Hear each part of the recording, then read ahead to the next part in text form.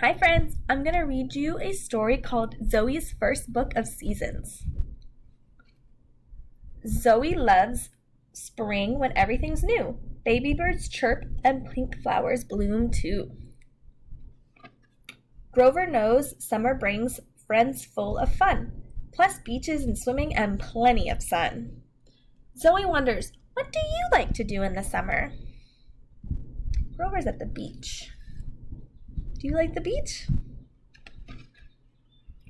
In fall, leaves turn colors, red, yellow, and brown. Then cool winds blow and they fall to the ground. What else happens in the fall where you live? What is the other name for the fall season? The other name is autumn. In winter, Bert and Ernie love to play on their sleds with boots on their feet and hats on their heads. In winter, what is the weather like where you live? What clothes do you wear?